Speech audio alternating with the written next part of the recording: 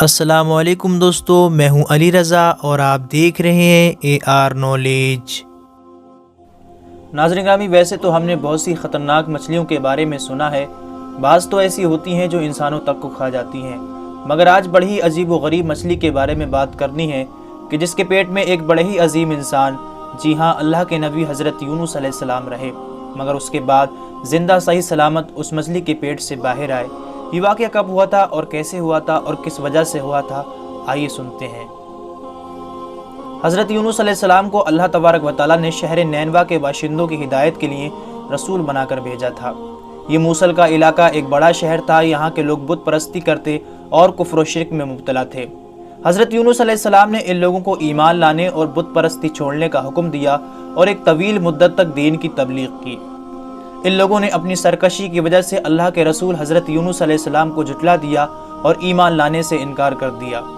جب حضرت یونس علیہ السلام نے یہ جان لیا کہ یہ لوگ کسی بھی صورت اب ایمان لانے والے نہیں ہیں، تو آپ نے انہیں خبر دی کہ تم لوگوں پر عنقریب اللہ کا عذاب آنے والا ہے اور تم بس اللہ کے غضب کا انتظار کرو۔ یہ سن کر شہر کے لوگ اس لیے بھی گھبرا گئے اور آپس میں مشورہ کرنے لگے کہ حضرت یونس علیہ السلام نے کبھی کوئی بات جھوٹی نہیں کہی ہے۔ اب یہ دیکھو کہ وہ اگر رات شہر میں گزارتے ہیں تو پھر خیر ہے، لیکن اگر وہ کسی رات شہر چھوڑ کر چلے جائیں تو سمجھ لینا کہ ضرور اب عذاب آنے والا ہے۔ اب ایک رات لوگوں نے دیکھا کہ حضرت یونس علیہ السلام شہر سے کہیں باہر تشریف لے گئے ہیں۔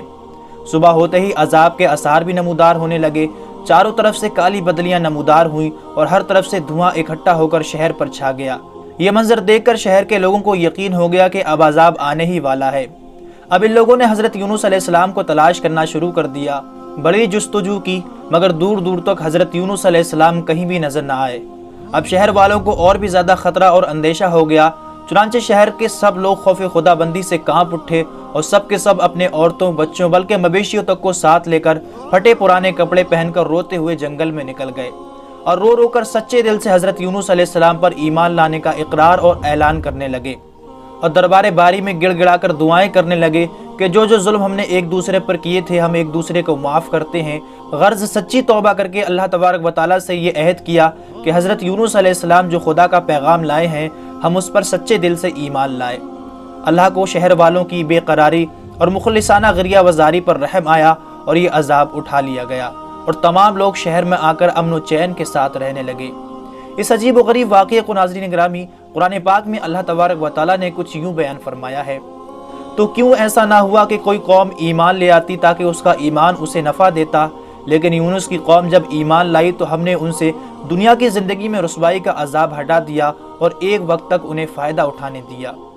دوستو، یہاں ایک بات سمجھنے والی ہے کہ جب کسی قوم پر عذاب آ جاتا ہے، عذاب آ جانے کے بعد ایمان لانا مفید نہیں ہوتا، مگر حضرت یونس علیہ السلام کی قوم پر عذاب کی بدلیاں آ جانے کے بعد بھی جب وہ لوگ ایمان لائے تو ان سے عذاب اٹھا لیا گیا، کیونکہ اللہ تعالیٰ انسان کو ماں سے 70 گنا زیادہ پیار کرتا ہے۔ عذاب ٹل جانے کے بعد جب حضرت یونس علیہ السلام شہر کے قریب تشریف لائے تو شہر کے اندر عذاب کی کوئی اثر نہ دیکھا۔ لوگوں نے عرض کی کہ آپ اپنی قوم میں تشریف لے جائیے، تو آپ نے فرمایا کہ میں اپنی قوم میں کس طرح جا سکتا ہوں، میں تو ان لوگوں کو عذاب کی خبر دے کر شہر سے نکل گیا تھا مگر عذاب تو نہ آیا، تو اب وہ لوگ مجھے جھوٹا سمجھ کر قتل کر دیں گے۔ یہ فرما کر آپ غصے میں بھر کر شہر سے پلٹ آئے اور دریا کے کنارے ایک کشتی میں سوار ہو گئے۔ جب یہ کشتی ناظرین بیچ سمندر میں پہنچی تو اچانک سے کھڑی ہو گئی۔ اب وہاں کے لوگوں کا ایک عجیب و غریب عقیدہ تھا کہ وہی کشتی سمندر میں کھڑی ہو جایا کرتی ہے جب کشتی میں کوئی بھاگا ہوا غلام سوار ہو۔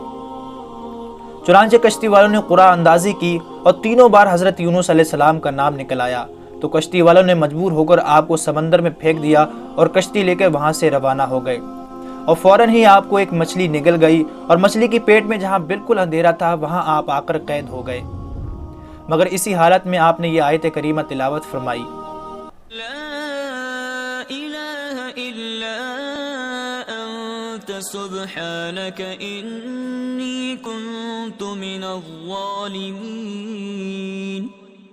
یہ وظیفہ پڑھنا شروع کر دیا اور اس کی برکت سے اللہ تبارک و تعالیٰ نے آپ کو اس اندھیری کوٹری سے نجات دی اور مچھلی نے آپ کو کنارے پر آ کر اگل دیا۔ اس وقت آپ بڑے ہی کمزور اور نحیف ہو چکے تھے۔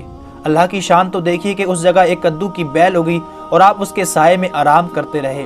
جب آپ میں کچھ توانائی آئی تو آپ اپنی قوم میں تشریف لائے اور سب لوگوں نے انتہائی محبت اور احترام کے ساتھ پیش آ کر آپ پر ایمان لے آئے۔ دوستو اگر اللہ کی بارگاہ میں گڑ گڑا کر توبہ استغفار کری جائے تو بڑی سے بڑی مصیبت اور پریشانی ٹل جاتی ہے۔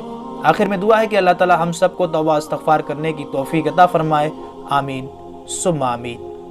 اسی کے ساتھ دوستو آج کی ہماری ویڈیو کا اختتام ہوتا ہے۔